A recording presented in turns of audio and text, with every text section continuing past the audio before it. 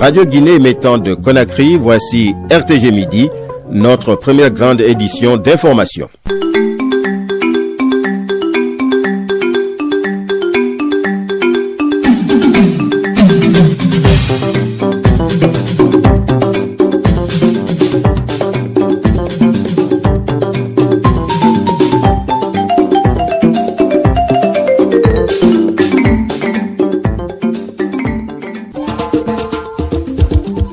Nous sommes en direct des studios de Radio Guinée. Bonjour, bienvenue dans ce journal. Les titres. Le premier vol de la nouvelle compagnie aérienne Guinée Airlines aura lieu sur Kankan d'ici fin mars. C'est en tout cas l'annonce faite par le ministre des Transports lors de sa mission d'inspection à l'aéroport de Kankan. Ouf de soulagement pour les populations de Kouna à Tougué. Bientôt, ils auront un ouvrage de franchissement de 12 mètres. Le pont va désenclaver plusieurs zones de production. Le coût de réalisation s'élève à plus de 794 millions de francs guinéens. Sur le continent, la sécheresse et la diarrhée font des ravages en Somalie. 110 personnes ont été tuées ces dernières 48 heures. Hors du continent, le patron du FBI rejette les accusations de mise sur écoute de Trump par l'administration Obama. Il demande au ministère de la Justice d'écarter ces accusations. C'était les titres. Mabinti Kamara au micro, Hawa Titi Sinla de l'autre côté de la technique. Une fois encore, bienvenue.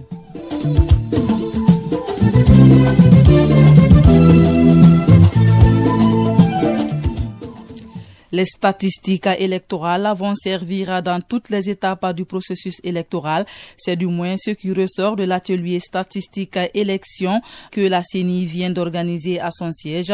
L'atelier de 3 jours a regroupé certains commissaires et assistants techniques de l'institution.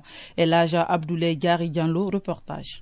Cette formation inter de 3 jours a permis certainement d'enrichir les connaissances en statistique électorale. Elle a eu lieu au siège de la CENI assurée par le Dr Souri Sidibé, directeur adjoint du département formation. Ces commissaires et assistants techniques participants souhaitent la poursuite d'une telle formation. Écoutez 2 d'entre eux, Alpha Mamadou Ba du département démembrement de la CENI, Hadja Fafa Bade, directrice adjointe du département formation. Nous sommes déjà satisfaits, mais nous ne sommes pas comblés. Pour que nous soyons comblés, je demande au nom de tous les participants que cette ligne-là soit suivie et qu'elle soit perpétuée. Je relève avec satisfaction la régularité, la disponibilité et l'intérêt que les participants ont bien su observer pendant ces 3 jours. Quant au vice-président de la CENI, il s'attend à la matérialisation de cette formation statistique et élection lors des prochaines consultations électorales. Bakari Mansari. La CENI se dit prête à renforcer l'implication des statistiques dans les opérations électorales et dans ses priorités organisationnelles. Les outils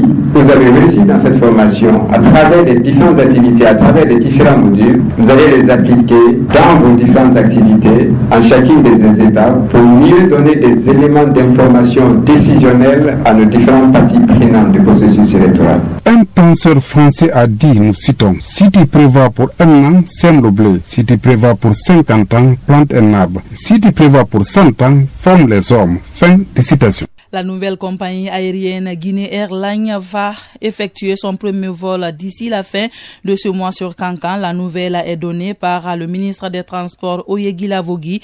Il a dit au cours de sa mission d'inspection à l'aéroport de Kankan. Oye précise l'emplacement et l'espace que regorge cet aéroport. Il estime que cet édifice réunit tous les critères pour être un aéroport international. On écoute Oyegila Lavogui. Je suis impressionné par l'espace que j'ai vu devant moi. Nulle part on a vu cet espace. Ça ressemble un peu à un aéroport international. Il ne l'est pas encore. C'est notre ambition. Il faut qu'on soit beaucoup plus ambitieux et ne pas en faire l'aérogare d'une région, que ce soit au-delà de la dimension de Kankan. Le premier travail à faire, c'est l'europrofilage. Et ça, nous allons nous y mettre tout de suite. Après l'europrofilage, et c'est les équipements que nous allons attaquer directement avant de procéder à la sécurité de l'aéroport, donc à la clôture. L'ambition, le premier vol, c'est avant la fin de ce mois. Mais les travaux pour finir, ça c'est des gros travaux. Il est très difficile de donner un calendrier, mais ce qui est important de savoir, c'est que les travaux vont commencer immédiatement. C'est l'une des priorités de l'État aujourd'hui. Et c'était dans la feuille de route du chef de l'État depuis le premier mandat. Quand un avantage, les bâtiments sont flambant neufs. C'est vrai qu'il y a des retouches à faire et le contenu, n'est-ce pas, les équipements à l'intérieur, nous allons nous y mettre très rapidement. C'est un soulagement pour les autorités de Kankan que la localité soit désenclavée dans son espace aérien. Elle s'engage à accompagner le département des transports dans sa dynamique. Général Mohamed Agaré, gouverneur de la région de Kankan, est au micro de Adia Kamara. D'abord, c'est une fierté pour la région administrative de Kankan que soit desservie sur le plan de l'aviation, c'est une très bonne chose. L'infrastructure existe déjà, la piste est là. Vous avez l'une des plus grandes pistes de la Guinée après celle de Bessia. Sur cette piste, tous les gros porteurs peuvent atterrir. Il n'y a pas d'emprise sur la piste. Kankan, sur ce point, est une fierté. Nous sommes disposés à accompagner le ministère des Transports. Monsieur le ministre ne sera pas déçu parce qu'une fois que Kankan va être desservi, il y aura suffisamment de passagers de Kankan pour Conakry et de Conakry pour Kankan. Depuis bientôt plus de 30 ans, c'est vrai que tout ça là, ça existait avant. On avait une compagnie aérienne, ça a disparu. Mais Dieu merci, aujourd'hui, c'est un renouveau. Un ouvrage de franchissement est en construction dans la commune rurale de Kona à Tougué. C'est un pont de 12 mètres qui permettra de désenclaver plusieurs zones de production. Il va également aider les élèves à traverser pour aller à l'école sans risque. Le coût de réalisation est estimé à plus de 794 millions de francs guinéens. Mohamed Touré, reportage. C'est un appel des habitants de Kona et environnants qui est tombé dans de bonnes oreilles. Ils vont bientôt obtenir un ouvrage de franchissement. L'infrastructure va non seulement désenclaver plusieurs villages, mais également permettre aux élèves de traverser le pont sans risque.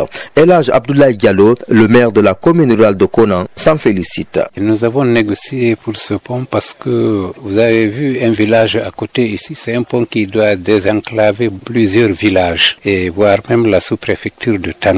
C'est par là, c'est une zone de production. Donc les citoyens et les élèves ont des difficultés pour traverser ici pendant l'hivernage parce que les crues prennent 2 fois 2 jours, 3 jours, les enfants n'arrivent pas à traverser. Donc nous avons l'un des plus grands marchés de la région et nous produisons beaucoup. Et là, il y a plusieurs citoyens qui passent par là pour aller au marché, ils passent et repassent ici. Donc 2 fois, ils sont complètement bloqués par la pluie. C'est l'entreprise African Construction qui exécute les travaux pour un délai contractuel de 3 mois. À ce jour, l'entreprise estime l'évolution du chantier à 80%. Elle promet de finir les travaux dans sous peu. Jacques Ninan en est le directeur. On est en train de faire un pont de 12 mètres linéaires avec une décharge en dallot de 2 fois 1. À ce jour, nous sommes sur les travaux de coulage des cévêtres. Et on a fini les fondations, on a élevé les culées. Maintenant, on est en train de couler les cévêtres. Vous avez le ferraillage des cévêtres ici qui vont recevoir les poutres. Après les poutres, c'est la dalle. Donc à ce jour, nous sommes sur ces travaux et on estime que le pont est à peu près à 80% d'exécution. Les travaux de construction du pont de Kona à Tougué ont coûté plus de 794 millions. C'est un financement de l'État guinéen.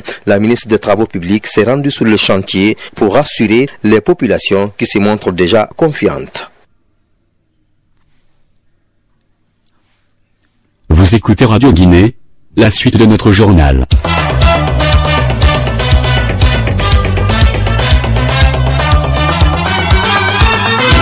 Vita reprend ses activités. La société industrielle des visites techniques vient d'organiser un concours de recrutement de nouveaux agents. Sur 350 postulants, 196 ont été retenus.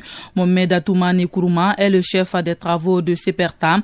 Il revient sur le déroulement du dit concours. Dans le sens de la formation et de perfectionnement, le directeur général de Civita nous a contactés pour le recrutement de son personnel. Initialement, il y a eu un dépôt de 395 dossiers et il avait un besoin de 300 agents. Donc, on a fait le concours et on a fait le classement par ordre de mérite. 196 candidats retenus comme agents de Civita. Il doit bientôt ouvrir ses portes dans certaines régions de la Guinée. Le CEPERTAM a été le tout premier centre créé en Guinée dans le sens l'importance du perfectionnement et de la formation en mécanique. Donc il y a l'expertise, les gens viennent régulièrement vers nous, telles que les sociétés de transport d'hydrocarbures, de télécommunications. Donc c'est un métier d'avenir. En plus, les miniers sont en train de s'installer avec des engins lourds. Donc ils ont forcément besoin de la main-d'œuvre pour la maintenance des engins. Et ceux qui s'y connaissent un peu à venir se perfectionner, parce que nous sommes les intellectuels de la mécanique.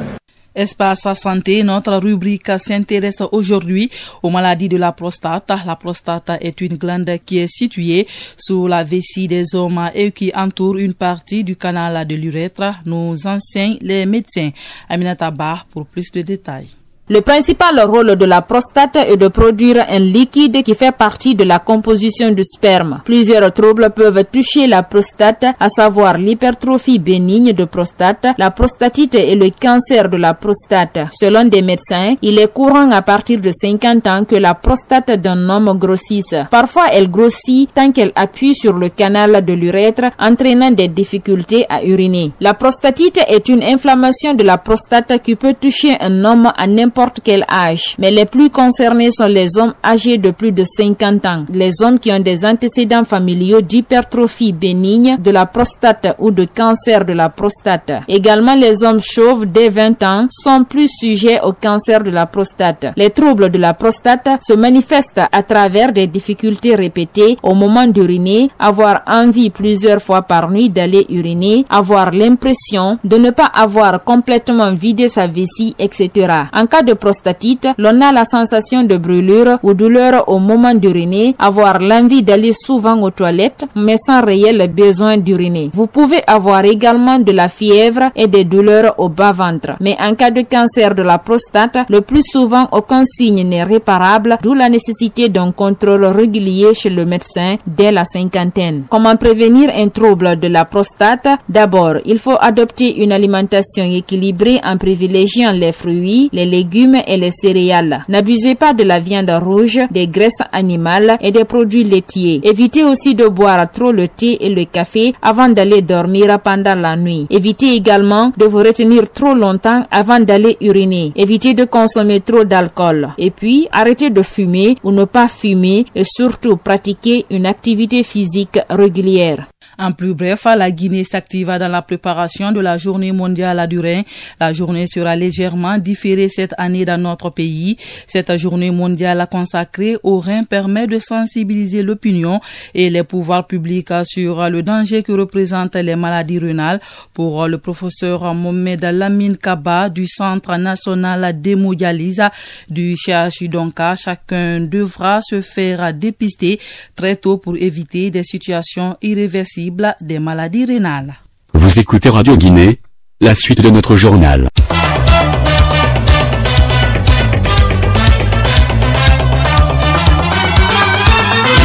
À présent, actualité africaine et internationale, une position de l'armée malienne a été victime d'une attaque à la frontière avec le Burkina Faso hier. Le bilan fait état de 11 morts et 4 blessés. L'attaque attribuée à de présumés djihadistes. L'annonce a été faite par le ministère malien de la Défense dans un communiqué.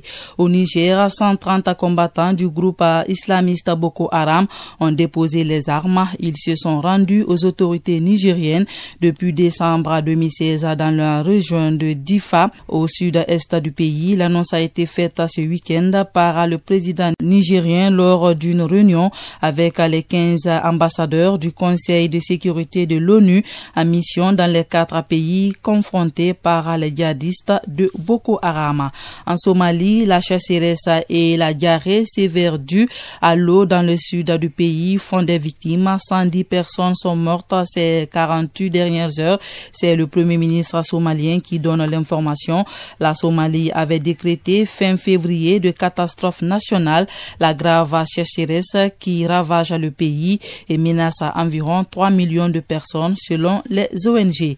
En RDC, le retour de la dépouille mortelle de Tshisekedi est reporté sans nouvelle date, annonce le frère de l'opposant. La famille a finalement décidé de demander un autre site pour l'enterrement d'Étienne Tshisekedi La population de Kinshasa s'est opposée à l'enterrement à la Gomba et demande l'application de l'accord politique. Le Maroc renforce sa sécurité à la frontière de l'enclave espagnole de Ceuta, cela depuis que 900 migrants ont réussi à forcer la frontière il y a 2 semaines. Des milliers de migrants campent sur ces lieux pour attendre des occasions pour passer la frontière. En France, le maire de Bordeaux, Alain Juppé, a confirmé ce lundi lors d'une déclaration à la presse qu'il ne sera pas candidat à l'élection présidentielle. La veille, François Fillon est apparu déterminé à poursuivre sa campagne, mais également ouvert au dialogue. Un comité politique du parti, les Républicains, doit se réunir en fin d'après-midi.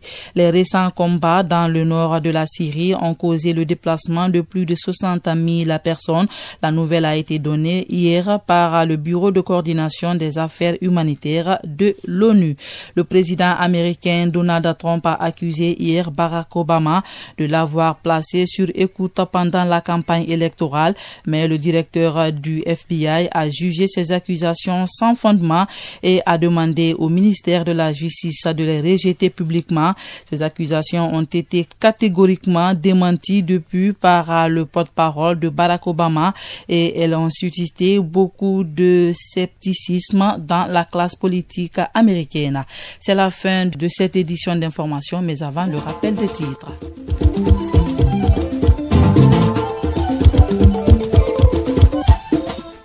Le premier vol de la nouvelle compagnie aérienne Guinée Airlines aura lieu sur Kankan d'ici fin mars. C'est en tout cas l'annonce faite par le ministre des Transports lors de sa mission d'inspection à l'aéroport de Kankan. Ouf de soulagement pour les populations de Kona à Tougué. Bientôt, ils auront un ouvrage de franchissement de 12 mètres. Le pont va désenclaver plusieurs zones de production. Le coût de réalisation s'élève à plus de 794 millions de francs guinéens. Sur le continent, la sécheresse et la diarrhée font des ravages en Somalie. 110 personnes ont été tuées ces dernières 48 heures. Hors du continent, le patron du FBI rejette les accusations de mise sur écoute de Trump par l'administration Obama. Il demande au ministère de la Justice d'écarter ces accusations. Et voilà comment s'achève ce journal présenté par Mabinti Kamara. À tous, merci de l'avoir suivi. Hawati Tissinla était aux opérations techniques. Réalisation Mamadou Basoumate, c'est ma coordination rédactionnelle Amara Kamara, Minata Sangari. Vous pouvez réécouter ce journal sur les sites www.lecourrierdeconakry.com. Bonne suite de programmes en compagnie de Radio Guinée.